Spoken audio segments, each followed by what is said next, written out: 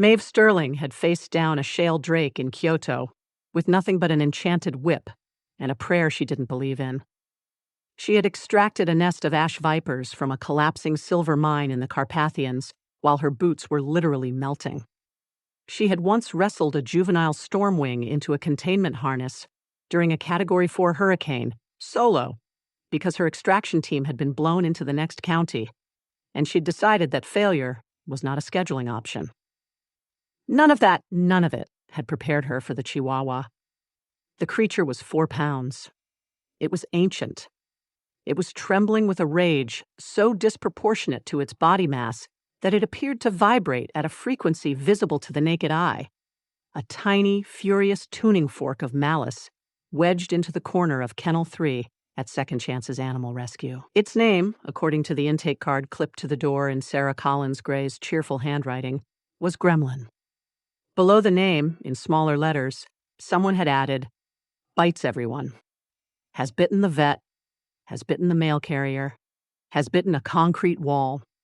Do not make direct eye contact unless you have made peace with your mortality." Gremlin was screaming. Not barking. Screaming.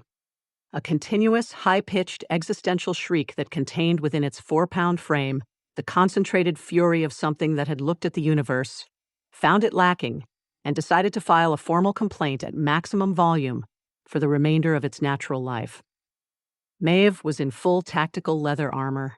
Her silver whip was coiled at her hip, the enchanted cord humming its thin, lethal harmonic against the shelter's fluorescent lights. She had her feet planted, shoulder-width apart. Her falcon green eyes were locked on the target. Her weight was distributed across the balls of her feet in a low, centered combat stance, knees slightly bent, hips loaded, ready to explode in any direction at the first sign of aggression. She looked like she was about to breach a dragon's lair. She was holding a plastic cat litter scoop. The litter scoop had been placed in her hand approximately 4 minutes ago by Sarah Collins Gray, who had materialized beside Mave with the inevitable, cheerful force of weather and pressed into her other hand a laminated sheet titled Nonviolent Communication Techniques for Shelter Staff, Revised Edition. Sarah had been wearing the smile, the one that crinkled the corners of her gray eyes and made the red lipstick look less like cosmetics and more like a warning label. The smile that said, "I have made a decision about your life, and your input on that decision is decorative." And she had also been holding the apron. It was pink. Not a subtle pink, not a blush or a rose or anything that might, in charitable lighting, be mistaken for a neutral. This was the pink of birthday cake frosting, of bubblegum nightmares, of a flamingo that had eaten another pinker flamingo. Across the chest, in white block letters surrounded by cartoon hearts, it read, "Hug me." "No," Mave had said. "It's policy," Sarah had said. "I am wearing tactical-grade leather armor rated for Class B supernatural encounters. And now you'll be wearing it with flair." Sarah held the apron up by its straps. "Everyone wears the apron, Mave. Fenris wears the apron.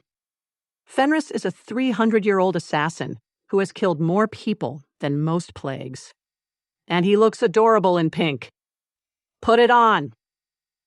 Mave had put it on. Not because Sarah had authority over her in any structural or professional sense that the Dragon Warden Guild would recognize, but because Sarah Collins Gray had a way of issuing instructions that bypassed the chain of command entirely and spoke directly to something older and more fundamental, something that recognized that this woman with the auburn curls and the coffee-stained folders was, in her own chaotic and completely unauthorized way, in charge of everything she touched, including, apparently, a Dragon Warden's wardrobe. The apron now hung over Mave's chest plate. "Hug me," it declared, in letters that could be read from across the room. The cartoon hearts framed the leather straps of her whip harness. She looked like a medieval executioner who had been court-ordered into community service. And Gremlin was still screaming. From behind her, from the depths of the purple ergonomic chair that dominated the front desk like a velvet throne, came a sound. Not a word. A sound. The specific, devastating sound of a man slowly, deliberately biting into a strip of premium grass-fed artisan beef jerky, chewing once and swallowing, all while radiating the most concentrated field of smug superiority that 3 centuries of immortal life could produce. Fenris Blackfang, former S-rank rogue assassin, current shelter receptionist, current bane of Mave Sterling's professional existence, was watching her. He was sitting in the chair the way other people sat on thrones, not because the chair demanded it, but because he would have made any piece of furniture look like a seat of judgment. His dark shirt was rolled to the elbows, showing the scar that ran from his left temple to his collarbone in a silver river of old violence. His mismatched eyes, the left ice blue, the right deep amber, were fixed on Mave with the unhurried, cataloging attention of a predator who had identified something entertaining and intended to extract maximum value from the experience. His name tag said, "Fine." He wore it with the energy of a man serving a sentence. "Your center of gravity is too low," he said. His voice was the deep, accented rumble of distant weather systems colliding over Scandinavian mountains. "For scooping litter," Mave did not turn around. "If you maintain that stance," he continued, taking another bite of jerky with the deliberate, savoring pace of someone who had centuries of practice in the art of being insufferable, the Chihuahua will read it as a challenge posture. It will attack your left flank. They always go for the left flank. It is a design feature of the breed. "I have fought creatures that could swallow this building," Mave said, through her teeth. And yet, another chew. "The 4-pound dog is winning." Gremlin chose that moment to launch himself at the kennel gate with the full-body commitment of a creature whose relationship with self-preservation had ended acrimoniously sometime in the previous decade. The impact rattled the bars. Mave did not flinch, because she was a dragon warden, and dragon wardens did not flinch. But her right hand tightened on the litter scoop hard enough that the plastic handle made a sound of structural complaint. In her left hand, the cat toy she'd been holding, a small stuffed mouse, offered as a peace gesture on Sarah's advice, had been crushed into a felt and polyester casualty of war, without Mave consciously deciding to crush it. Stuffing oozed from between her fingers like tiny, judgment-free entrails. Fenris observed the murdered cat toy. He raised one eyebrow. The eyebrow communicated, with surgical economy, an entire paragraph of commentary that a lesser man would have needed words for. Mave dropped the toy's remains. She straightened her spine. She looked at the screaming Chihuahua, and she looked at the pink apron that said, "Hug me," and she thought, with the grim, focused clarity that had carried her through 6 years of the most dangerous work the supernatural world had to offer, "This is my life now." Somewhere behind the front desk, Fenris reached into the jerky bag again. The crinkle of the packaging was, Mave decided, a declaration of war. She was going to survive this. She was going to survive this because she had survived shale drakes and ash vipers and a hurricane extraction and the complete organizational collapse of the Vienna Guild branch, and she was not going to be defeated by a Chihuahua in a room that smelled like cedar shavings and hope, but she was going to need a bigger scoop. Across the city and 43 stories up, in the penthouse that had once been a monument to one man's immaculate control and was now a living exhibition of domestic catastrophe, Lucas Gray was discovering that his morning could in fact get worse. He had been standing at his closet, selecting a tie for the summit with Alpha Vance Garrick of the Northern Territory Pack, when the first crisis materialized. Peony, 62 pounds of accidentally pink Corgi, and the most organizationally aggressive creature Lucas had ever encountered, including his own wolf, had somehow accessed the locked study. The lock was a biometric deadbolt rated for supernatural interference. It had cost $800 and had been installed 3 days ago after the previous lock had been defeated by what Lucas could only describe as Peony's absolute refusal to accept closed doors as a valid architectural concept. She was now in the living room, trotting in tight, purposeful circles, carrying in her jaws a sheaf of papers that Lucas recognized, with the specific, cold horror of a man watching a car crash in slow motion, as the classified briefing documents for the Vance Summit. Pack territory agreements, financial projections. The restructured trade route proposal that his legal team had spent 3 weeks drafting. In Peony's mouth, getting progressively wetter. "Peony," Lucas said. His voice was the voice of a man who had built an empire on the controlled application of authority. It was the voice that made board members straighten in their chairs and rival alphas reconsider their life choices. It was a voice that had, on multiple documented occasions, caused grown men to excuse themselves from rooms. Peony wagged her entire rear third, did not slow down, and completed another circuit of the living room with the classified documents clamped in her jaws like a relay baton in a race she was winning decisively. Lucas's wolf, that ancient aristocratic presence, snarled. She is hurting the documents. She believes the documents need to be moved. She is incorrect. And also, she got pink dye on the ottoman again. And we are an alpha of unbroken lineage, and this is beneath us. Soot appeared. The grapefruit-sized abyssal fire dragon had been asleep on his heat-resistant mat on the coffee table, which was his preferred station during mornings when Sarah was at the shelter and the apartment was, theoretically, under Lucas's sole operational control. Soot had a routine. It involved sleeping, waking, assessing the room for anything Lucas valued, destroying that thing with targeted hellfire, and returning to sleep with the satisfied contentment of an entity whose daily objectives had been met. This morning, Soot had selected the leather sofa. Not the fireproof sofa. Not the sofa that Lucas had specifically purchased as a replacement for the previous sofa, which Soot had incinerated during episode 3. This was the original leather sofa, the one that had survived 2 full weeks of cohabitation through what Lucas had to assume was either luck or Soot's strategic decision to delay its destruction for maximum psychological impact. Soot sat on the armrest. His molten copper eyes narrowed with the focused precision of a creature who took his work seriously. His barbed tail rose into the pre-sneeze position that Lucas had cataloged, documented, and assigned a 3-second warning parameter. "Don't," Lucas said, for the 743rd time since Soot's arrival. Soot sneezed. The Hellfire arc was, Lucas had to admit with the objective assessment of a man who had been watching these attacks for weeks, masterful. It was not a random burst. It was not an uncontrolled discharge. It was a precise, deliberate application of infernal energy that crossed 12 inches of air, struck the sofa cushion at the exact center of the left seat, and burned, in flawless scorched detail, a smiley face. 2 dots for eyes. A curved line for a mouth. A small, mocking, perfectly proportioned smiley face, seared into Italian leather with the artistic confidence of a creature who was expressing a genuine aesthetic vision through the medium of property destruction. Lucas stared at the smiley face. The smiley face stared back. Soot purred. The diesel engine sound vibrated through the armrest and into the sofa's frame. He looked at Lucas with his molten eyes, pupils contracted to thin vertical slits that communicated, with absolute clarity, "I did that on purpose." "You know I did that on purpose. We both know I did that on purpose. What are you going to do about it?" Peony completed another circuit, shaking the classified documents vigorously.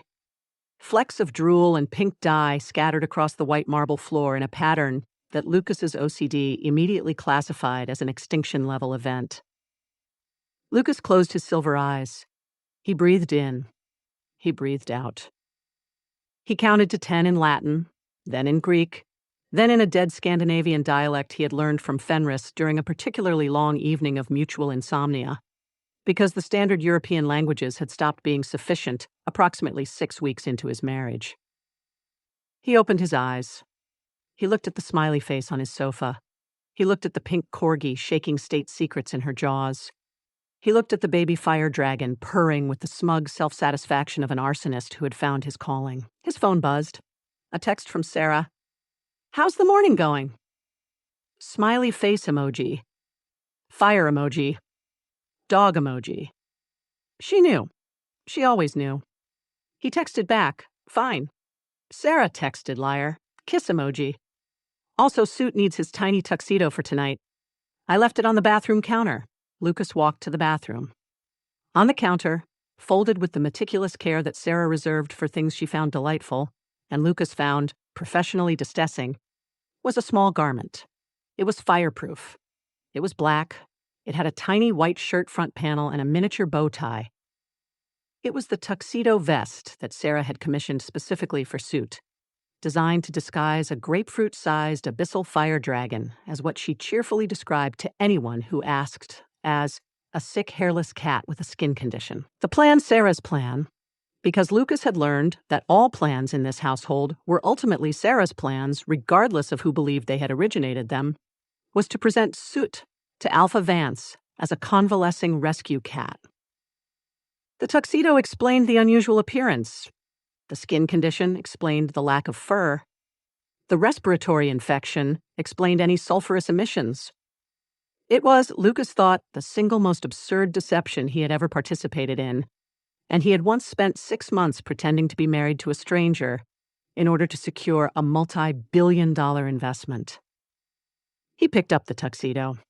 It weighed almost nothing. The bow tie was pre-tied, because Sarah had determined through experimentation that Soot could not be trusted with loose ends, having incinerated 2 practice bow ties and a shoelace during the fitting process.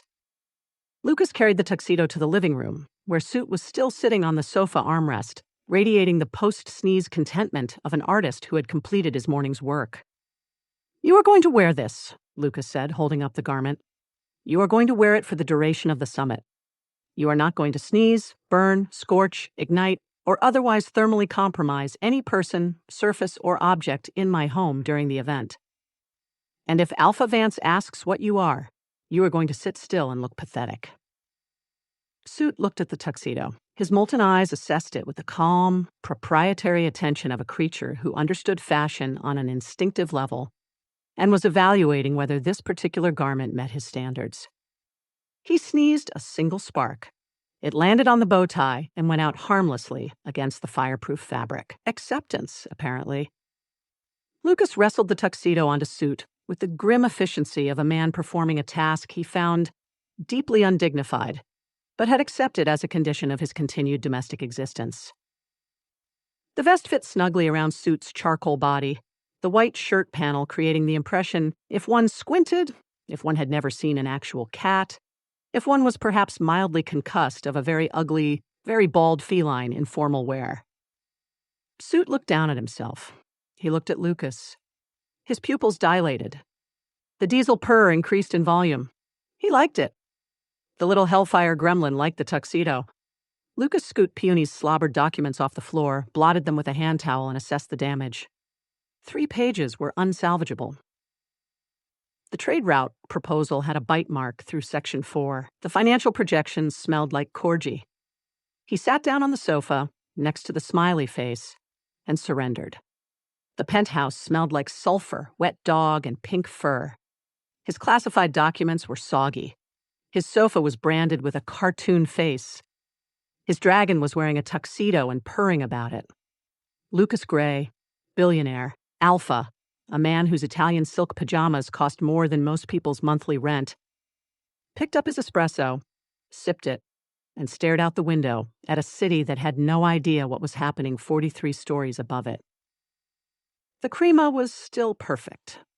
In a world of chaos, at least the crema was consistent. Back at the shelter, the morning had progressed from Chihuahua crisis to full operational tempo, and Mave was learning, with the brutal efficiency that characterized all her learning, that the gap between dragon warden and shelter worker was not a gap of skill, but a gap of category. She had spent 6 years fighting things.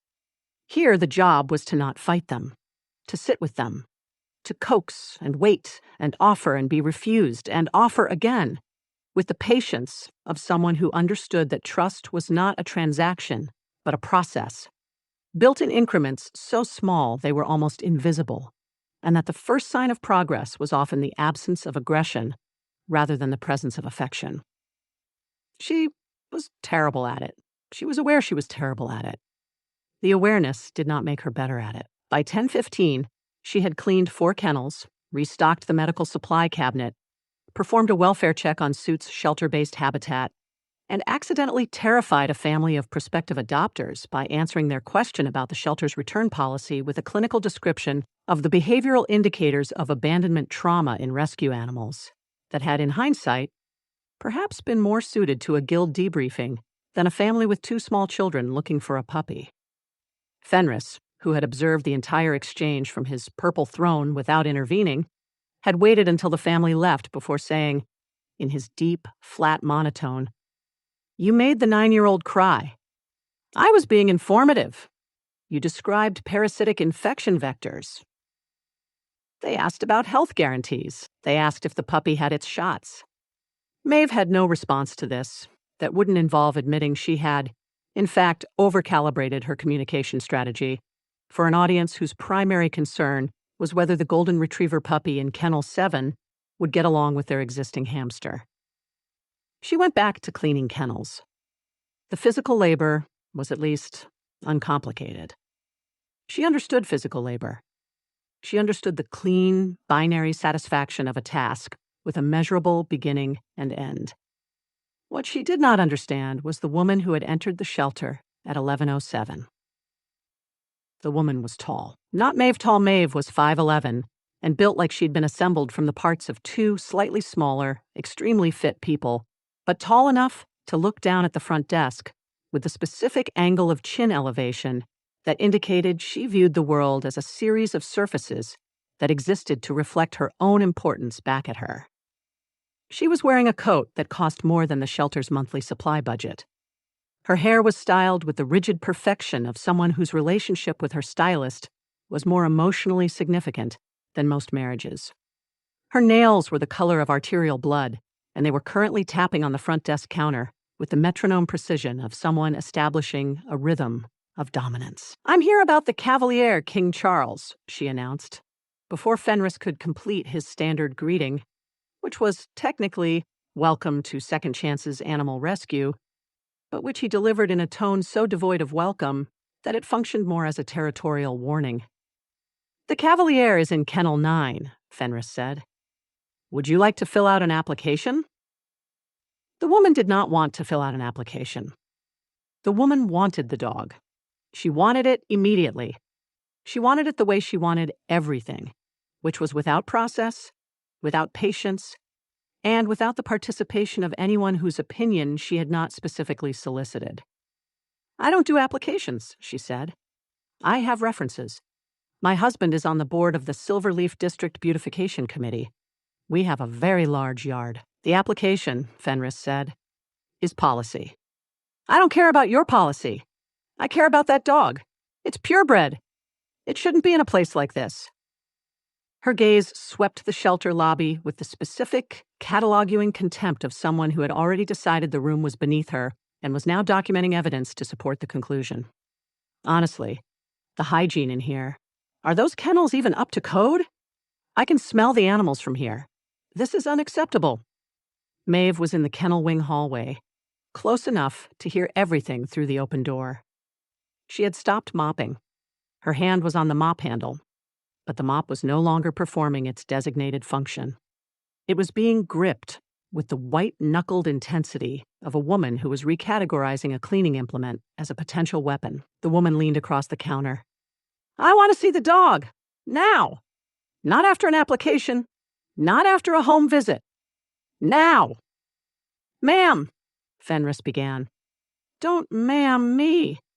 The woman's voice had acquired the sharp, rising edge of someone who was accustomed to escalating until resistance collapsed, the verbal equivalent of a siege engine settling into position. "I donate to 3 charities. 3. I know how these places work. You people should be grateful anyone wants these animals at all." Mave moved to the doorway.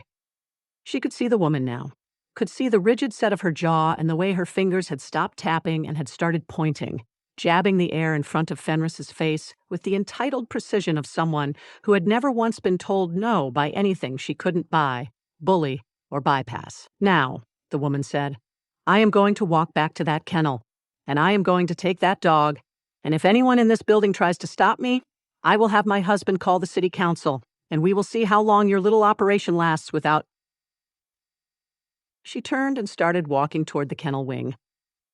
Toward the Cavalier King Charles in Kennel 9. Toward the animals that Sarah Collins Gray had built this shelter to protect. Maeve's hand dropped to her whip.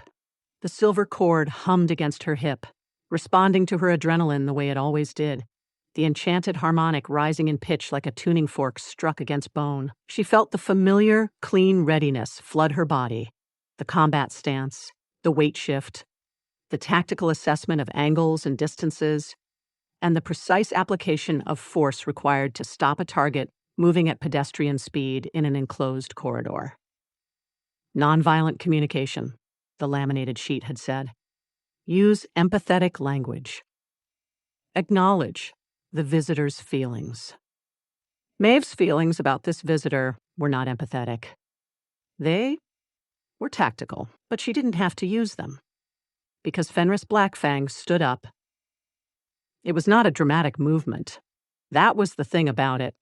There was no explosion of motion, no shift of form, no flash of supernatural force. He simply stood up from the purple ergonomic chair with the unhurried economical motion of a man who had decided that sitting was no longer appropriate, and the room changed. It changed the way weather changes, not all at once, but in the pressure, in the temperature, in the quality of the air itself. Something filled the space between Fenris and the woman that had not been there a moment ago.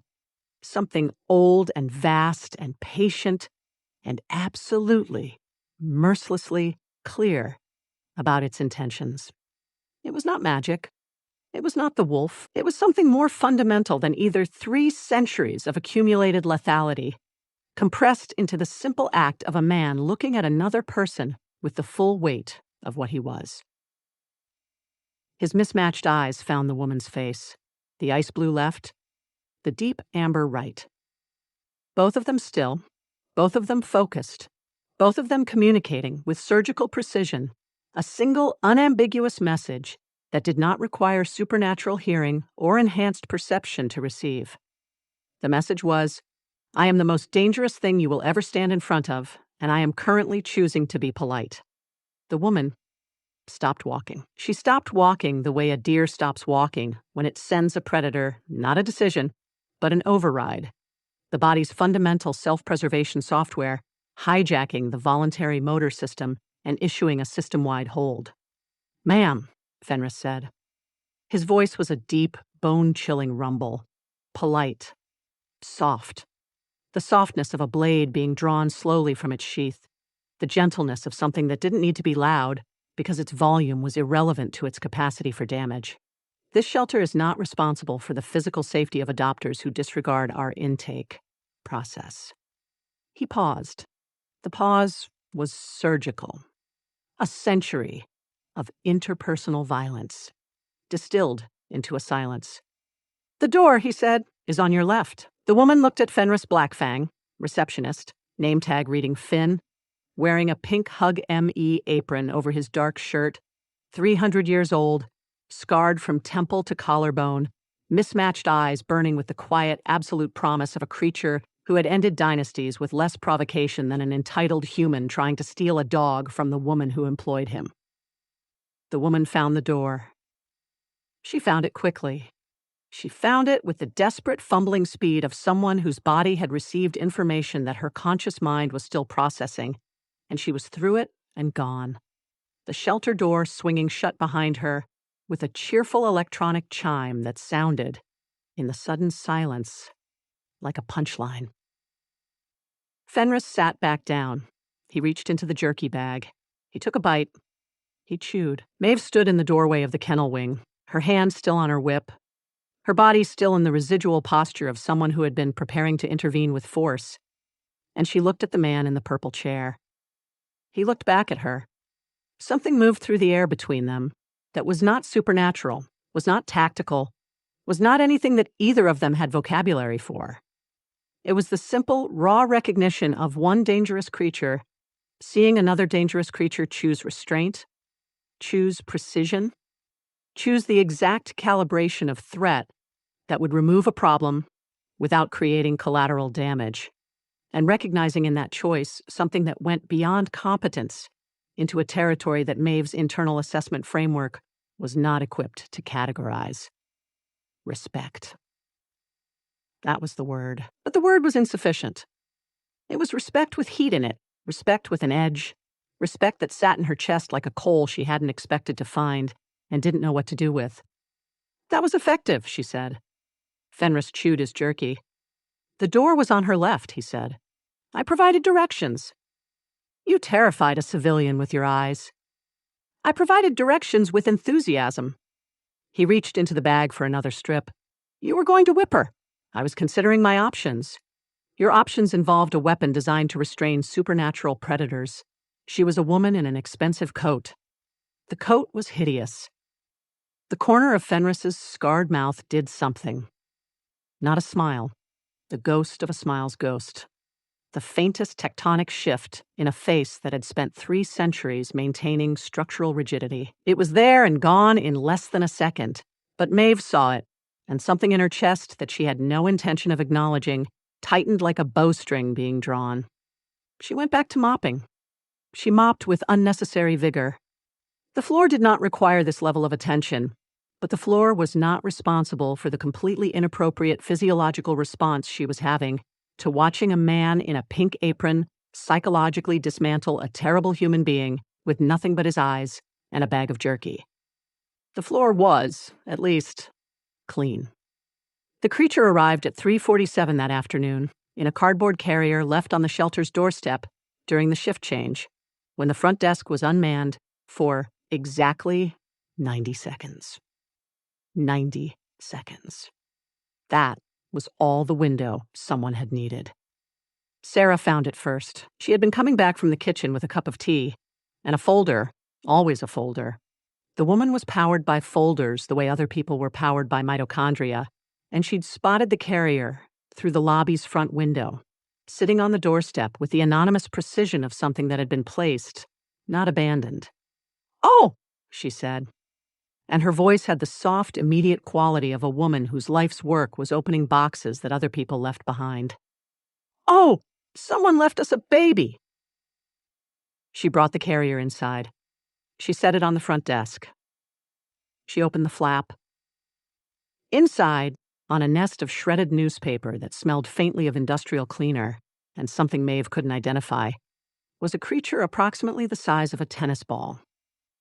It was fluffy, aggressively, unreasonably fluffy, covered in soft gray fur so dense it looked like a small storm cloud that had been given legs.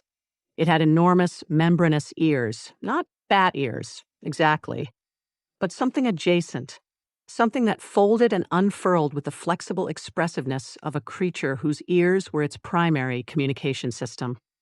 Its eyes were large, dark, and glistening with the specific, calibrated adorableness of something that had been designed to trigger every protective instinct in every creature that looked at it. It looked like a chinchilla crossed with a fruit bat, and it was making a sound. A tiny, rhythmic vocalization that sounded, genuinely, like custard being stirred. "Oh my God!" Sarah whispered, pressing both hands to her cheeks. "Oh my God! It's the cutest thing I've ever seen." Lucas is going to lose his mind. "Fenris! Look at it! Look at its little ears!" Fenris looked at it. His mismatched eyes narrowed. The jerky in his hand stopped moving toward his mouth, which was, for Fenris, the equivalent of pulling a fire alarm. Mave looked at it. Her stomach dropped.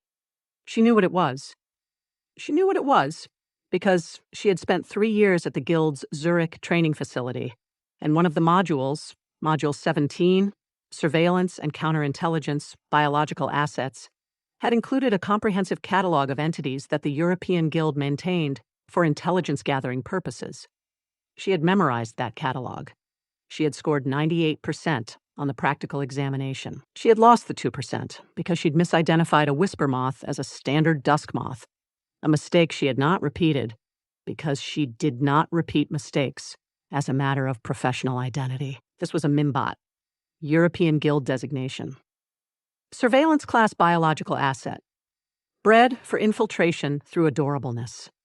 Deployed by handlers who remained within a 2-mile radius to receive the transmitted data, audio, visual, electromagnetic, that the creature recorded continuously through its oversized ears and stored in a biological memory matrix that could be remotely accessed through an encrypted magical frequency. It was a spy. A living, adorable, custard-sounding spy, and someone had placed it on the shelter's doorstep during a 90-second window with the precision of a targeted intelligence operation. "Don't touch it," Mave said. Sarah's hand, which had been reaching toward the creature with the inevitable gravitational pull of a woman who could not resist anything small and fluffy, paused in midair. "It's a Mimbot," Mave said. "European Guild surveillance asset. It records everything within a 30-foot radius. Audio, visual, electromagnetic signatures. Someone is listening to this shelter right now." The lobby went very quiet. Fenris set down his jerky, slowly. The way a man sets down an object when he needs both hands free and is not certain yet what those hands are going to need to do. "How long has it been here?" he asked. "Since 3:47, Sarah said. "Approximately 8 minutes. Then they have 8 minutes of lobby audio, at minimum." Fenris's voice had shifted to a register Mave had not heard before, lower, flatter, stripped of the sardonic drawl and down to the operational architecture beneath it. The voice of a creature who had spent 3 centuries surviving by processing threats faster than other creatures could generate them. "What's their retrieval protocol?" "Remote data pull at handler's discretion," Mave said. "Standard check interval is every 48 hours. But if the Mimbot is disturbed, moved, captured, or removed from its position, it transmits an emergency burst. The handler gets everything it's recorded, plus a location ping, and a retrieval team follows." "So we can't move it," Sarah said. "Not during active hours. Not while it's awake." "When does it sleep?" "Dormancy cycle. Deep sleep phase runs approximately 90 minutes, typically between 2 and 4 a.m. During dormancy, recording suspends. No burst capability." Mave looked at the Mimbot, which was looking back at her with its enormous, glistening, perfectly engineered eyes, making its custard sound. "We have a window, but it's tight." Sarah looked at the Mimbot. She looked at Fenris. She looked at Mave. "Tonight," she said, after closing. "You too." "Us too," Fenris repeated. "I'd do it myself, but I just admitted a litter of 6 puppies from an emergency surrender this morning. They're 4 weeks old. They're sleeping in the recovery suite, which is directly adjacent to the kennel wing. If they wake up, they'll start crying. If they start crying, every dog in the building starts barking. If every dog starts barking, the Mimbot wakes up," Mave finished. "Emergency burst. Handler gets everything." "So the extraction has to be silent," Sarah said. "Completely, absolutely silent. Not a sound, not a footstep, not a whisper. You need to get that thing out of its carrier, into a containment unit that blocks the burst signal, and out of the building, all without waking the puppies."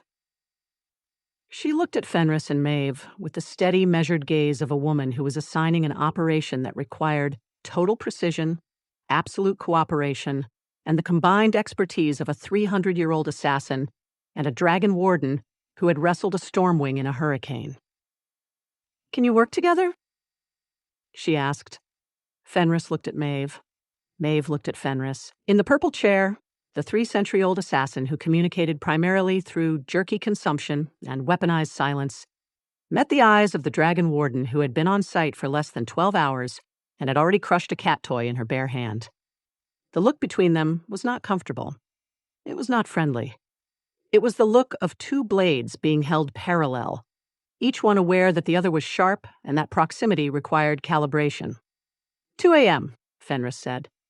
"I'll bring the containment unit," Mave said. "Bring the quiet one. I only have one. It's the quiet one." Fenris almost smiled again. Almost. Sarah clapped her hands once. "Beautiful. I love teamwork. Now someone please feed Gremlin. He's been screaming for 45 minutes and I think he's about to achieve sentience through sheer rage." The shelter closed at 8. By 9, the animals had settled into their nighttime routines. By 10, the building was dark except for the emergency exit signs, which cast everything in a dim red glow that turned the kennel wing into something that looked like the corridor of a vessel running silent. By midnight, the only sounds were the ambient noises of 37 animals, sleeping the rhythmic breathing of dogs, the occasional repositioning of cats, the faint diesel engine hum of Soot in his fireproof habitat in the back suite, and underneath all of it, the soft, continuous custard stir of the Mimbot in its carrier on the front desk, still recording, still listening, still being exactly as adorable and exactly as dangerous as it had been designed to be. Mave arrived at 1:45. She came through the back entrance, the one she'd propped that morning with a folded piece of cardboard that prevented the latch from clicking.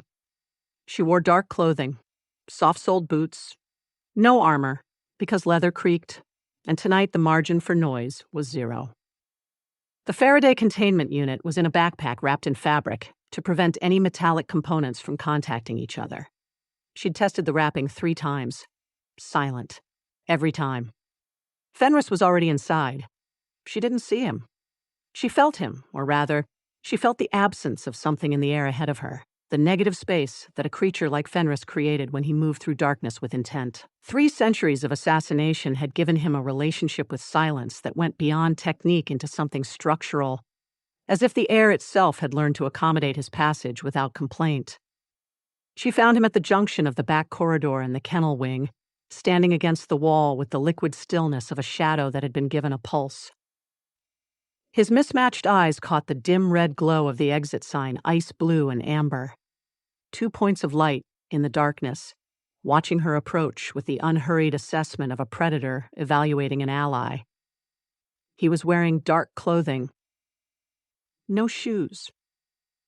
His feet were bare on the linoleum, because shoes made sound, and Fenris Blackfang had apparently concluded that footwear was an unacceptable tactical compromise.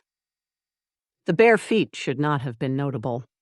They were feet. Mave had seen feet before.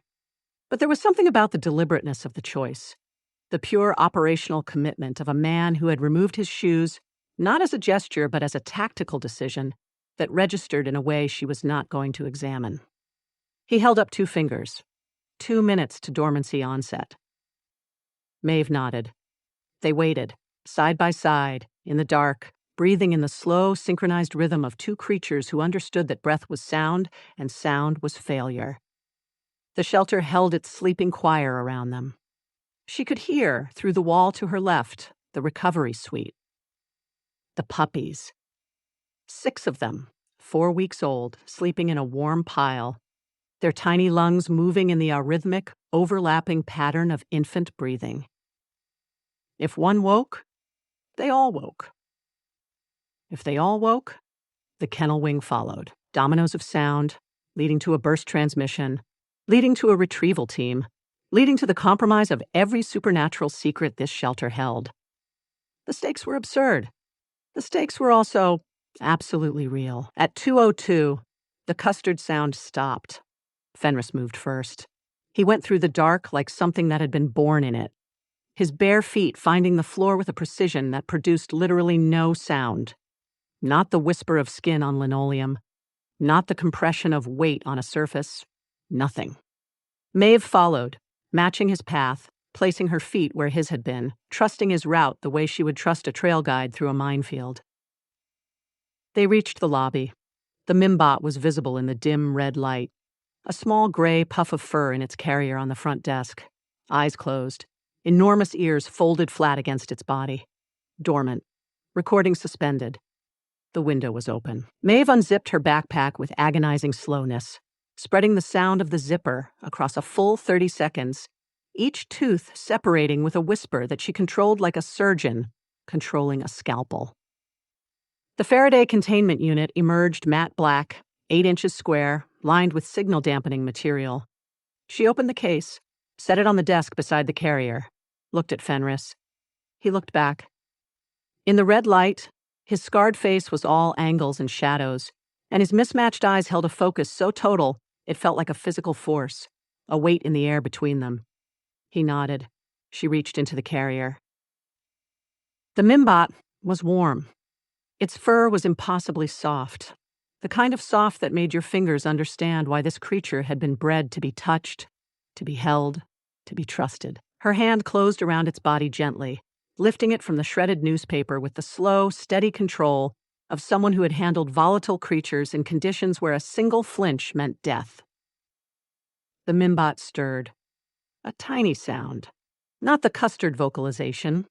Something smaller. A sleep sound. The involuntary noise of a creature being moved between states of consciousness. From the recovery suite, through the wall, a puppy whimpered. Everyone froze. The whimper built. Wavered. Teetered on the edge between settling and escalating, the sleep sound of a 4-week-old puppy deciding whether the disturbance was worth waking up for. Another puppy shifted. The pile rustled. Mave looked at Fenris. Fenris looked at the wall. His jaw tightened. The scar running from his temple went white in the red light. The first puppy settled. The rustling stopped. The breathing evened out.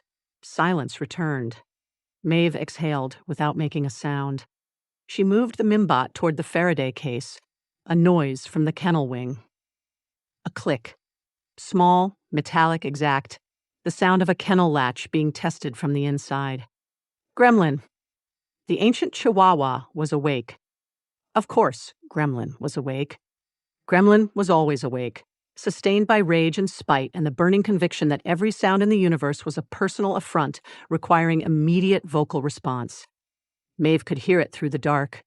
The tiny intake of breath, the pre-bark compression of a 4-pound body that was about to emit a shriek capable of waking every animal in the building. Fenris was already gone. He moved down the kennel wing with the fluid, silent speed of something that had 300 years of practice in reaching a target before the target knew it was being reached. In the dark, Mave couldn't see him.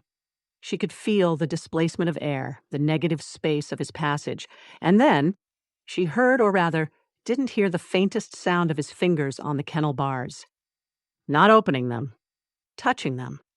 The specific touch of a creature communicating something wordless to a 4-pound chihuahua through physical contact. I am here. You are heard. Be still. Gremlin did not bark. In 300 years, Fenris Blackfang had negotiated with kings and killed in cathedrals and survived things that would have reduced lesser creatures to biographical footnotes. And now he was crouching in a dark kennel wing, one hand on the bars of an ancient chihuahua's cage, using the same assassin's patience that had ended European dynasties to prevent a 4-pound dog from screaming. Mave placed the Mimbot in the Faraday case, the signal-dampening lining engaged. The case closed with a soft click that was the loudest sound either of them had made in 8 minutes. Done. She sealed the case, zipped the backpack, stood still. The shelter breathed around her. 37 animals, sleeping. 6 puppies, undisturbed. 1 ancient chihuahua, momentarily pacified by the touch of something old and dangerous, and against all probability gentle. Fenris reappeared from the kennel wing. Barefoot. Silent. He stopped 3 feet from her, and in the dim red light of the exit sign, his mismatched eyes found hers with a directness that she felt in the center of her chest like a struck bell. Then he heard it, a sound from the corridor behind them.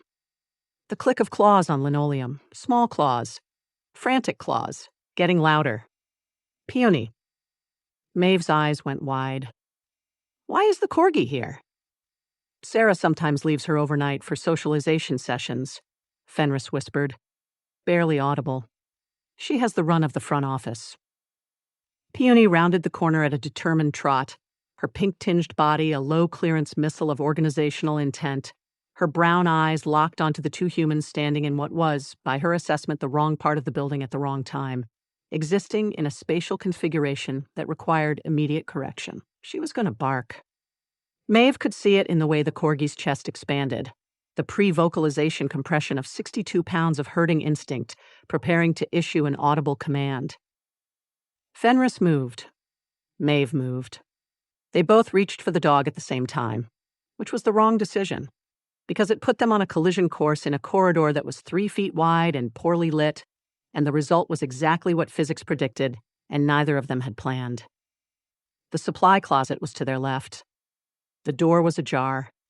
Fenris grabbed Peony with one arm, hooked Maeve's elbow with the other, and pulled all 3 of them through the doorway in a single, continuous motion that was less a tactical maneuver and more a controlled fall into the only enclosed space available. Mave hit the shelving unit with her shoulder. A bottle of pet shampoo wobbled. Fenris caught it before it fell, his hand passing inches from her face in the dark, close enough that she felt the displacement of air against her cheek. Peony, captured between them, made a sound of protest that Fenris smothered by pressing the Corgi against his chest, where the warmth and pressure and the proximity to a heartbeat that was, despite the circumstances, perfectly steady, triggered the dog's surrender reflex. Peony went limp, contained, silent. But the supply closet was very small. It was, Mave realized, approximately 4 feet by 4 feet, filled with shelving units stacked with cleaning supplies, bags of kibble, and a mop that was now pressed against her left hip. There was no room. There was negative room. The space that existed was the space their bodies occupied, minus any concept of personal distance that either of them had previously maintained. Fenris was against the back wall. Mave was against him. His chest was against her back, and then she turned because she needed to check the door, because she needed to confirm Peony was settled, because the tactical justification was there, even if the tactical justification was also an excuse, and suddenly they were face to face. Close. Closer than the combat exchange at the shelter lobby, closer than the whip and dodge, closer than anything either of them had experienced with another living creature in for Fenris centuries. And for Mave, longer than she was willing to calculate in the dark, with his breath on her face. The darkness was total. The supply closet had no window, no exit sign, no source of light at all. She could not see him. She could feel him, the warmth of his body through his dark shirt, the slow, controlled rhythm of his breathing, deliberately measured, the way a man breathes when he is managing something that does not want to be managed. The heat of Peony's sleeping body between them, a 62-pound buffer of pink fur that was not, Mave thought with frantic clarity, sufficient insulation for the situation. Her chest was against his. She could feel the rise and fall of his breathing through the contact, the physical mechanics of his lungs expanding and contracting, separated from her own by less than an inch of fabric, and the theoretical concept of professional boundaries. Her face was inches from his throat. She could smell him, not cologne, not soap, nothing designed or applied. Just him. Something old and specific. Cedar and cold stone, and the particular atmospheric charge of a creature whose body ran hot because it was engineered for violence, like standing too close to a banked fire. His heartbeat was against her collarbone, conducted through their pressed-together chests with the intimacy of a shared secret. It was steady. It was calm. It was the heartbeat of a man who had survived 300 years by never letting anything rattle the machinery. And then it skipped. One beat. One missed beat. A single arrhythmic stutter in a rhythm that had been metronome perfect for 3 centuries. She felt it through her sternum. A tiny seismic event in a system that did not have seismic events, and she understood what it meant with the immediate, total clarity of a woman who had spent her career reading the involuntary responses of dangerous creatures. He was affected. By her. By the proximity. By the dark and the silence and the specific, unchosen intimacy of 2 bodies pressed together in a space that gave them no choice but to feel each other breathe. She heard him inhale. Slow. Controlled. The breath of a man who was reestablishing parameters. "The Corgi," he said. His voice was barely there, a vibration more felt than heard, conducted through his chest into hers. "Is asleep." "Good," Mave said. Her own voice was steady. She was a dragon warden. Dragon wardens did not lose vocal control in supply closets. "We should wait. 2 minutes. Make sure she's settled." 2 minutes, Fenris agreed. They did not move. They did not speak. They breathed, in the dark, in the silence, pressed together among the cleaning supplies and the kibble bags, and they waited. 2 minutes had never lasted 3 centuries before. When they finally opened the door, Peony cradled in Fenris's arms and the Faraday case secure in Mave's backpack, the shelter was still quiet. The puppies had not woken. The animals slept. The extraction was clean. They stood in the lobby in the dim red light, 3 feet apart now, the distance restored, the professional parameters reestablished. Fenris set Peony down. The Corgi blinked, assessed her spatial environment, and trotted back to her bed in the front office with the satisfied efficiency of a creature whose organizational objectives had been met for the evening. Mave looked at Fenris. Fenris looked at Mave. Neither of them mentioned the heartbeat. "Clean extraction," Mave said. "Clean," Fenris agreed. He turned toward the front door, paused, turned back. "Sterling," he said, Black Fang, "your route through the kennel wing. You matched my footfalls precisely, step for step, in the dark. I have good spatial awareness. You have excellent spatial awareness." He said it the way he said most factual things, flat, direct, stripped of decoration. But there was something underneath it, a warmth in the substrate of the words, like heat rising through floor tiles from a source you couldn't see. "Good night." "Good night," Mave said. He left through the front door. She watched him go the barefoot, silent movement of a shadow returning to its natural environment. And then she stood alone in the shelter lobby with a backpack full of spy creature and a heartbeat in her memory that she was going to carry for longer than she wanted to admit. The summit began at 7. Lucas had spent 3 hours preparing the penthouse, which meant he had spent 3 hours restoring it to a state of controlled perfection that would communicate to Alpha Vance Garrick the specific message that the Gray household was a bastion of order, stability, and traditional pack values. The smiley-faced scorch mark on the sofa had been covered with a strategically placed throw pillow. Suit's heat-resistant mat had been relocated from the coffee table to the kitchen counter, then from the kitchen counter to the bathroom, then from the bathroom to the coat closet, then back to the kitchen counter, because Suit had expressed his opinion about the closet by incinerating the closet's doorknob. Peony had been shut in the study with 14 treats and a reinforced lock that Lucas had installed during the afternoon, with the grim, focused energy of a man who understood that the previous 8 locks had all been tactical failures, but who was constitutionally incapable of not trying again. Suit was in his tuxedo, in a carrier, on the sideboard. The carrier was draped with a cashmere blanket that served as both sound dampening and visual concealment, and a small handwritten card on the front, in Sarah's writing, read, "M.R. Whiskers, recovering, do not disturb." "He is not a cat," Lucas said, for the 4th time, adjusting the card's angle by 2 degrees. "He is a cat tonight," Sarah said, applying her red lipstick in the hallway mirror with the confident, practiced strokes of a woman who understood that lipstick was not cosmetics but infrastructure. "He is a sad, ugly, bald cat in a tuxedo who has a respiratory condition. That is who he is until Vance leaves. Vance is an alpha werewolf. His sense of smell can distinguish individual molecules. He is going to smell sulfur. I sprayed the carrier with lavender essential oil. Sick cats smell weird. He'll buy it. He will not buy it. Lucas." Sarah turned from the mirror. Her gray eyes held the calm, unflinching certainty of a woman who had bluffed her way through a gala, a kidnapping, a werewolf revelation, and 6 separate building code inspections, and who viewed tonight's summit as a mid-grade challenge at best. Trust the tuxedo. Alpha Vance Garrick of the Northern Territory Pack arrived at 7:07. He was accompanied by his deputy, a thick-bodied beta named Dernan who had the personality of a fire hydrant and the social skills to match. Vance was everything Lucas expected: tall, barrel-chested, silver at the temples, silver in the eyes, the physical manifestation of a man who viewed tradition as the only structure worth building on, and modernity as a structural deficiency. His handshake was crushing.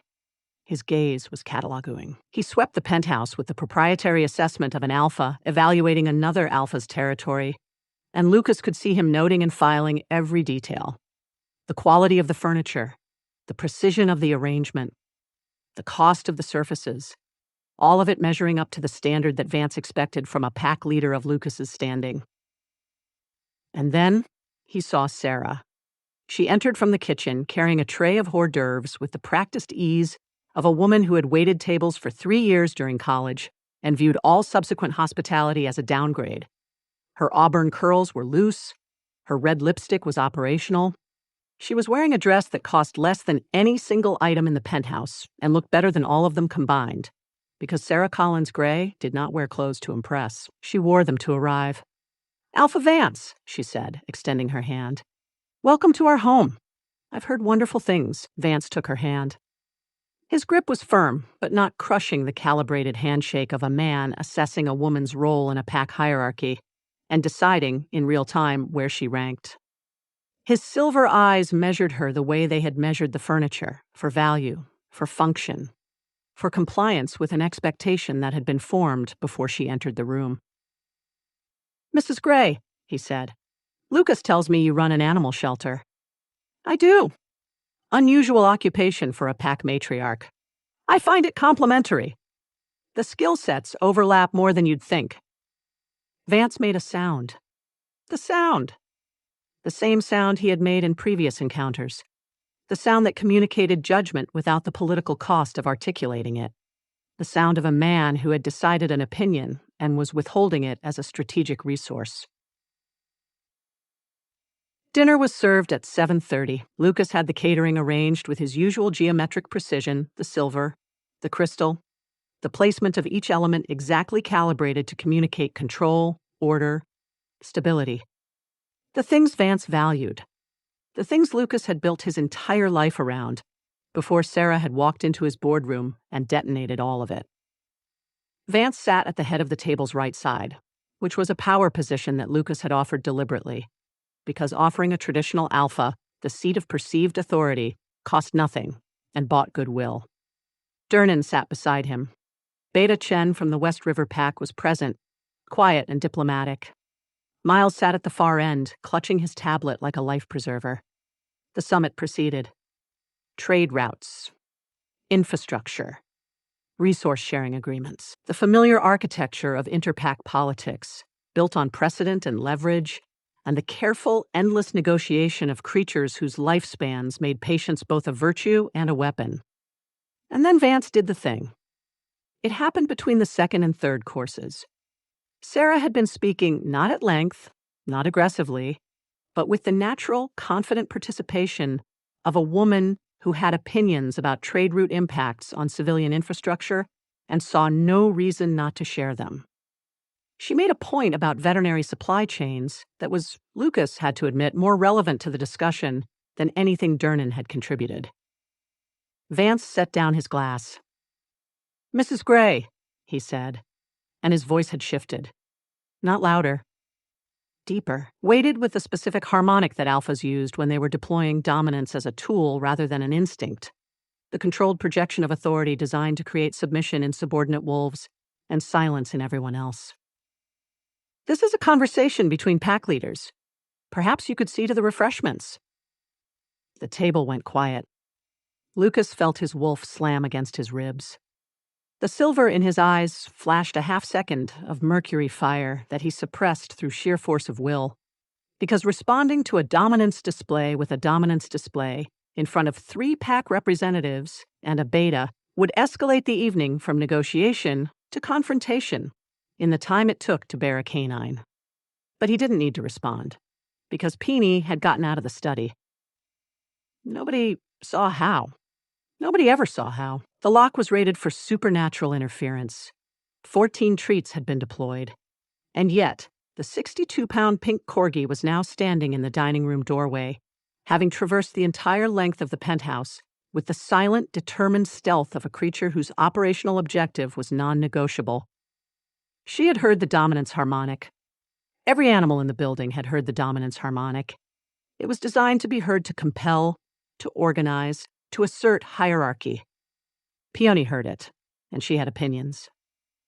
Alpha Vance Garrick of the Northern Territory Pack was, by Peony's assessment, a large creature in the wrong position. He was sitting in a chair at the table, which was not where he belonged. He belonged in the corner. Peony was certain of this. Peony had never been more certain of anything in her life, which was saying something for a creature whose entire existence was a monument to certainty. She moved. It started as a trot. A low-clearance, purpose-driven, hydraulically efficient trot that carried her under the table, through the forest of chair legs and trouser cuffs, directly to Vance's ankles. She bit him. Not a nip, not a playful mouth-on-shoe gesture of canine enthusiasm. A bite. A genuine, deliberate, structurally committed bite that closed around the right ankle of the most powerful alpha in the Northern Territories, with the full force of a 62-pound animal whose jaws had been engineered by centuries of selective breeding for exactly this purpose. Vance yelped. It was not a dignified sound. It was the sound of a man who had not been physically surprised by anything smaller than a rival alpha in 2 decades and whose body had responded before his dignity could intervene. He jerked his leg. Peony held on. Her brown eyes were locked on her target with the tunnel vision focus of a creature in the grip of a biological imperative that superseded all other inputs, including the fact that the ankle she was attached to belonged to something that could, theoretically, shift into a wolf the size of a motorcycle. The alpha aura hit the room like a pressure wave. Vance's dominance flooded the dining room, a wall of supernatural authority designed to flatten anything subordinate into immediate compliance. Peony was not subordinate. Peony was a corgi. Corgis did not recognize supernatural hierarchy. Corgis recognized spatial hierarchy. And spatial hierarchy was the only hierarchy that mattered. And this large creature was in the wrong place, and she was going to fix it. She released the ankle and began herding. It was a masterwork. 62 pounds of pink, determined, architecturally aggressive herding instinct, driving a 6'3" alpha werewolf away from the table, past the sideboard, through the living room, and into the corner by the bookshelf with the relentless, low-clearance efficiency of a creature who had never once in her life doubted her own authority. Vance was backing up. The alpha of the Northern Territory pack was backing up. He was hopping, actually, because Peony had nipped his left ankle on the way past the sofa, and he was now favoring the right foot while simultaneously trying to project the kind of dignity that a man of his stature required, and failing comprehensively because it is physically impossible to look dignified while being herded into a corner by a pink dog. "What get this, someone get this animal?" Vance sputtered, his silver eyes blazing, his hands outstretched in the universal gesture of a man who has lost control of a situation he never expected to be in and doesn't know where to put his body. Durnan. Loyal, thick-bodied Durnan surged to his feet with the reflexive protectiveness of a beta defending his alpha. He strode toward Peony. He drew back his foot. He was going to kick the dog. Mave would have moved. Fenris would have moved. Lucas certainly would have moved. But none of them were fast enough. Suit moved. The cashmere blanket over the carrier shifted. The carrier door, which had been latched with a mechanism designed for actual cats and was therefore no match for a creature with a barbed prehensile tail, swung open. And from the carrier, in his tiny fireproof tuxedo vest with the pre-tied bow tie, Suit emerged. He crawled across the sideboard with the low, deliberate movement of something that had assessed a situation, identified a threat to a member of its household, and was now implementing a response. His molten copper eyes were locked on Durnan. His pupils were contracted to thin vertical lines. His barbed tail was elevated, not to the pre-sneeze position, to something else. Something Lucas had not seen before. Something that involved the tail curling inward, toward the body, in a posture that Lucas's wolf recognized with the deep ancestral certainty of a species that had been coexisting with dragons since before written language. Soot opened his mouth. Not a sneeze. A burp. A single, precise, controlled sulfur burp that released a compact sphere of hellfire approximately the size of a marble, aimed with the accuracy of a creature who had been practicing targeted property destruction for weeks and had achieved, through sheer repetition, a level of ballistic precision that would have impressed a military sniper. The sphere hit Durnan's right trouser leg at the knee. The fabric caught immediately. Not a slow burn, not a smolder, an instant, enthusiastic, structurally comprehensive ignition that turned Durnan's expensive right trouser leg into a column of flame from the knee to the cuff in approximately 2 seconds. Durnan screamed. It was a scream of pure, unprocessed shock, the sound of a man whose body was on fire and whose brain was still several processing cycles behind the situation. He staggered backward, slapping at his leg with both hands, and in his staggering, he crashed into the sideboard, which knocked the carrier onto the floor, which sent the cashmere blanket flying, which revealed to the entire room the sight of a grapefruit-sized charcoal black creature in a tiny tuxedo vest, sitting on the edge of the sideboard, molten eyes glowing, barbed tail elevated, looking at Durnan with the calm, satisfied expression of a predator whose territorial response had been executed precisely as intended. Lucas did not move. This was, he was aware, the most significant decision of the evening. The room contained a burning beta, a cornered alpha, a pink corgi, an exposed fire dragon in formal wear, and his wife, who was standing by the kitchen entrance with her red lipstick and her gray eyes and the very specific expression of a woman who was watching chaos unfold and was not going to intervene because she did not need to. Lucas Gray, alpha of the Eastern Seaboard Pack, billionaire, CEO, a man whose Italian silk pajamas cost more than most people's monthly rent, sat at the head of the table, picked up his glass of red wine, and took a slow, measured sip. He did not look at Vance. He did not look at Durnan, who was now extinguishing his trouser leg with a linen napkin. He did not look at Peony, who had completed her herding operation and was now sitting at the base of the bookshelf corner with the serene satisfaction of a mission accomplished. He did not look at Suit, who was still on the sideboard, purring, his tiny tuxedo vest immaculate, his bow tie perfectly straight. He looked at the wine. He set it down. He looked at the room. The look said everything. It said, "This is my household. These are my creatures. The pink dog will herd you. The fire dragon will burn you. My wife will outmaneuver you. And I will sit here at the head of my table, drinking wine that costs more than your car, and I will let them." It was not a threat. It was a weather report. Vance, in the corner, looked at Lucas. He looked at the pink corgi at his feet. He looked at the fire dragon on the sideboard. He looked at Sarah, who was now calmly offering Durnan a glass of water and a first aid kit with the practiced hospitality of a woman who had spent a decade cleaning up after creatures who bit. Something shifted in the old alpha's expression. Not fear Vance did not fear, but reassessment. The comprehensive, involuntary recalibration of a man who had walked into a room expecting to find a controllable pack leader with a compliant wife and had instead found something entirely different. Something he did not have a category for. A family. An insane, dangerous, chaotic, absolutely ungovernable family that included a fire dragon in a tuxedo and a pink dog who did not recognize his authority, and a woman in red lipstick who had watched a werewolf alpha be herded into a corner and had not lost a single shade of composure. Vance looked at Lucas with new eyes. "Interesting household," he said. "We have a lot of pets," Lucas replied, and sipped his wine. The next morning, Sarah went to work. Not the shelter work. The other work. The work that happened at the kitchen counter with a laptop and 3 folders and a phone and the specific, focused energy of a woman who was about to dismantle an international organization using nothing but human bureaucracy, and the absolute refusal to be outmaneuvered by people who had underestimated her. The Mimbot was evidence. Mave had delivered the Faraday case to the penthouse at 7 a.m., and Sarah had opened it, looked at the sleeping spy creature with the calm assessment of a woman cataloging ammunition, and said, "Perfect."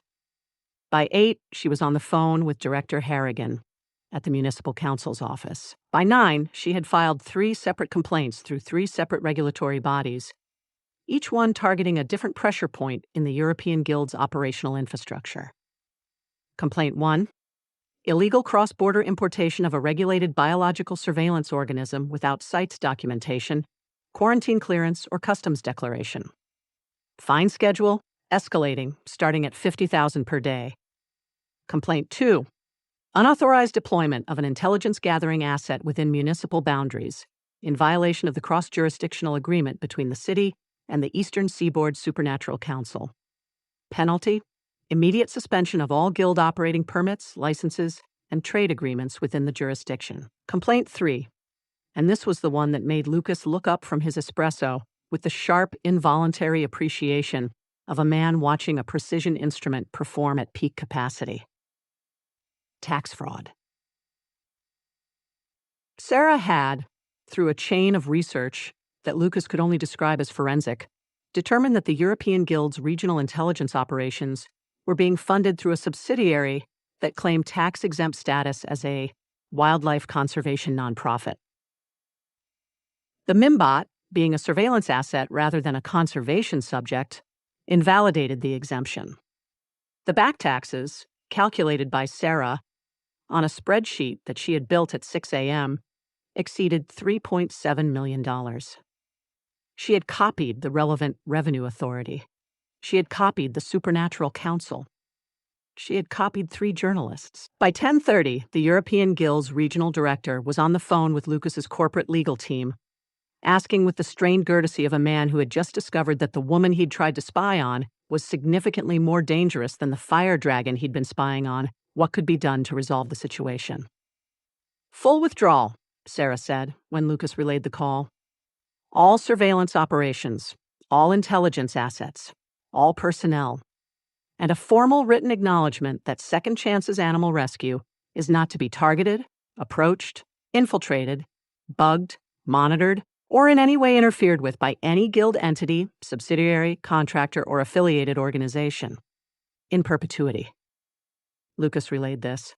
The regional director accepted. Sarah hung up the phone, closed her laptop, and took a sip of her tea with the calm, settled satisfaction of a woman who had just dismantled a centuries-old supernatural intelligence organization using municipal tax code and a wildlife importation statute. "That," Fenris said from the doorway, where he had been watching with his arms crossed and his mismatched eyes carrying the specific expression of a man who had just witnessed something that recalibrated his understanding of what constituted a weapon, was the most violent thing I have ever seen anyone do with a spreadsheet. "Thank you," Sarah said. "I learned from the IRS. Vance signed the trade route agreement at 11. He signed it without negotiation. He signed it without the modifications his team had been pushing for 3 quarters. He signed it with the brisk, slightly dazed efficiency of a man who had been herded into a corner by a pink Corgi, watched his deputy's pants catch fire from a dragon in a tuxedo, and then witnessed a human woman with a community college degree and a phone full of contacts systematically disassemble the European Guild's intelligence infrastructure using nothing but the apparatus of human civilization. He signed it, and then he stood, and he looked at Lucas with the expression of a man who was revising a lifetime of assumptions in real time and finding the process uncomfortable but unavoidable. "Your wife," he said. "My wife," Lucas agreed. "She's not what I expected. She never is." Vance grunted. He extended his hand. The handshake, this time, was not a dominance display. It was an acknowledgement. The specific, grudging acknowledgement of one alpha, recognizing that another alpha's household, however unconventional, however chaotic, however populated by pink dogs and fire dragons and bureaucratically lethal women, was exactly what it needed to be. He left at noon. Durnan limped behind him, one trouser leg charred to the knee, smelling of sulfur and humiliation. The penthouse was quiet. Lucas stood at the window, 43 stories above a city that didn't know what had happened in it. The trade agreement was signed. The European Guild was in retreat. Soot was asleep on his heat-resistant mat, still wearing the tuxedo, purring. Puny was on the rug, monitoring the room from her preferred supervisory position. Sarah was on the sofa, shoes off, feet tucked under her, reviewing the shelter's adoption applications on her laptop while eating cereal out of a mug. Bobby pins on every surface, a scorch mark shaped like a smiley face on the sofa, pink fur on the ottoman, the faint smell of sulfur mixing with vanilla and rain, and the specific, warm undertone that his wolf called home. Lucas looked at it. All of it. He had built this penthouse as a fortress. White walls, geometric precision, the absolute refusal of mess, of noise, of anything that could not be controlled, measured, organized, and filed. He had lived in it for 7 years, and it had been exactly what he designed it to be, a monument to the belief that if he managed enough variables, nothing he loved could be lost. It was not a fortress anymore. It was full of things he couldn't control. A dragon who burned his ties, a dog who herded alphas, a wife who dismantled guilds with spreadsheets, an assassin who ate his jerky and answered his wife's phones, and had, against every instinct and every century of self-preservation, chosen to stay. And it was. Lucas realized with a clarity so total it felt like the click of a lock finding its key. The only real home he had ever had. Not because of the walls. The walls were the same. White marble, floor-to-ceiling glass. The same expensive surfaces he'd been staring at for 7 years. But they were different now. They held different things. Bobby pins and scorch marks and pink fur. Evidence of creatures who had been broken and dangerous and too difficult and too strange, and who had been gathered, one, by a woman who looked at the things the world threw away and said, "Mine." Lucas Gray, billionaire. Alpha, architect of 50-page behavioral manuals and 112-page cohabitation addendums, stood at his window and felt the wolf settle. Not the restless pacing, not the territorial snarl. Settled. In the way a creature settles when it has found what it has been searching for and has decided, finally, permanently, to stop. He crossed the room. He sat beside Sarah on the sofa. She leaned into him automatically, her head finding the curve of his shoulder the way it always did, and the weight of her there was the most organized thing in his life. "Good day," she asked, without looking up from her laptop. "We signed the trade agreement. The guild is in full retreat. Suit set a man's pants on fire. Peony herded an alpha into a corner." "So a Tuesday," Sarah said. "A Tuesday," Lucas agreed. She looked up at him. Red lipstick, gray eyes. The smile that had undone him in a boardroom and continued to undo him every morning, every evening, every impossible Tuesday. "I love you," she said. "Even though you organize your socks by thread weight and you once commissioned a fiber analysis of our dog." "Thread weight is a valid organizational metric," Lucas said. "Nobody knows the difference." "I know the difference." "That's what I said." She kissed his jaw. "Nobody?" He smiled. The real one. The one she'd been excavating from him. One chaotic day at a time. From the ruins of a life he'd built to keep everything out and that she had walked into, crumbs on her shirt and filled with everything that mattered. The wolf hummed. "Found. Home. Never again. Mine." Soot purred in his tuxedo. Peony supervised from the rug. The city moved below them, 7 million people composing their ordinary lives, unaware that in the penthouse on the 43rd floor, a man who had spent his whole life building perfect, empty rooms had finally learned that home was not the walls. Home was the chaos inside them. Across the city, in a second-floor apartment with good sightlines to the shelter entrance, Fenris Blackfang sat by the window in the dark. He was not watching the shelter. He had told Lucas he was watching the shelter, and it was true in the sense that the shelter was visible from this window, and his eyes were aimed in its general direction. But what he was actually watching, with the full 3-century force of attention that he had been told, was merely professional curiosity, and that he was increasingly aware was something considerably more complicated. Was the figure visible through the shelter's front window? Mave Sterling was feeding the cats. She was doing it wrong. Her posture was too rigid, her movements too precise, her approach to the food bowls organized with the systematic efficiency of a military supply operation rather than the casual, warm routine that the cats required. She measured the kibble with the exact portioning that the feeding chart specified, which was correct, and she set the bowls down with a firm, no-nonsense placement that communicated competence, which was also correct, and none of it was what the cats wanted, which was the slow, patient, slightly inefficient warmth of someone who understood that feeding was not a logistics operation, but a conversation. She was going to learn. Fenris knew she was going to learn, because she was not a person who failed at things she committed to, and she had committed to this with the same total, uncompromising dedication she brought to everything else. He watched her through the window. She straightened up from the last bowl. She looked at Captain Whiskers, the one-eyed orange tabby, who was watching her with the suspicious assessment that Captain Whiskers gave to everyone who was not Sarah. She extended her hand. Captain Whiskers hissed. She withdrew her hand, waited, and extended it again. The cat did not hiss the second time. Fenris smiled. Not the ghost of a smile, not the almost smile that he deployed as a conversational tool. A real smile, small and genuine and private, crossing his scarred face in the dark of his apartment like a crack of light under a door that had been closed for a very long time. He picked up his coffee. He took a sip. He watched Mave Sterling fail at feeding cats with the kind of dedicated, ferocious competence that had, once, in a dark supply closet, made his heart skip a beat for the first time in 300 years. He was not going to examine that. Not yet. Possibly not ever. 3 centuries of survival instinct did not include a protocol for whatever this was, but the window had good sight lines, and he had nothing but time. The annual fundraiser ball for Second Chance Animal Rescue is about to begin.